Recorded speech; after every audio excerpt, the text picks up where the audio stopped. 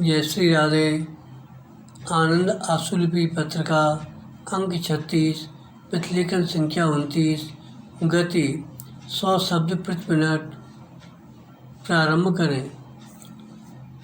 अध्यक्ष महोदय, यह अटपटा लगता है कि मैं आप सबसे शिक्षा के बारे में बातचीत करूं, क्योंकि आप अनुभव और विद्वता से संपन्न हैं और आपको न केवल एक विषय के रूप में शिक्षा का अनुभव है, बल्कि आप शिक्षण संस्थाओं के दिन प्रतिदिन के संचालन से भी संबद्ध हैं।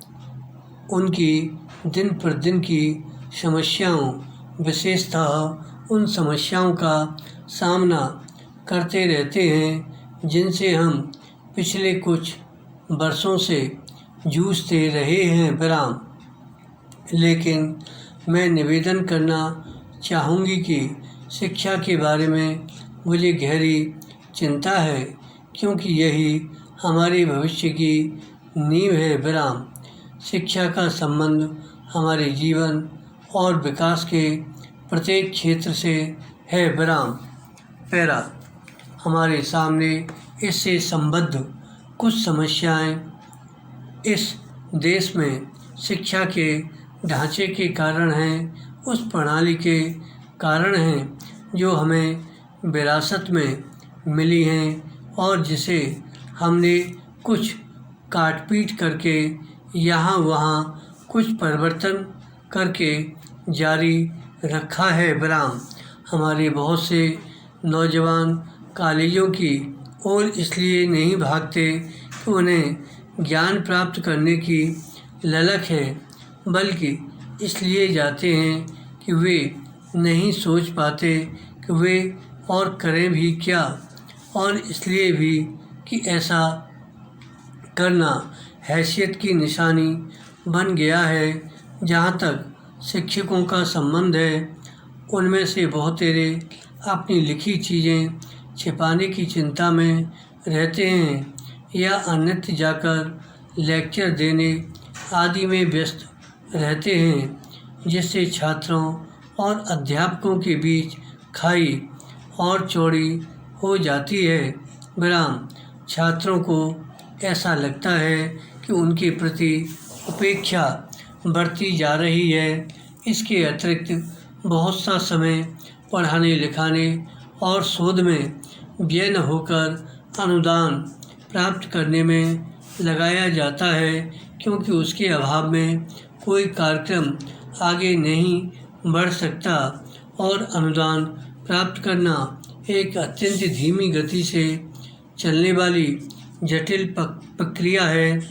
हमें पहली बात यह करनी है कि हम अध्यापकों, शैक्षणिक प्रशासकों और छात्रों के बीच अधिक अच्छे संबंध स्थापित करने का प्रयास करें। विराम। छात्रों को यह अवश्य ही अनुभव करना चाहिए कि शिक्षकों तक उनकी पहुंच है।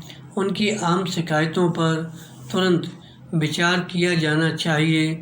प्रायः एक मामूली सी बात से आग भड़क उठती है और घटनाओं का तांता लग जाता है। विराम। पैरा।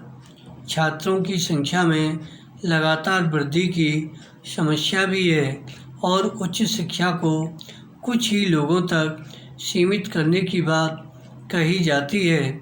मुझे कोई संदेह नहीं कि संख्या में कुछ कमी होनी चाहिए, लेकिन यह काम ऐसे ढंग से किया जाना चाहिए जिससे कमज़ोर वर्ग यह अनुभव न करे कि उसके लिए शिक्षा पाने के दरवाजे बंद किए जा रहे हैं। विराम।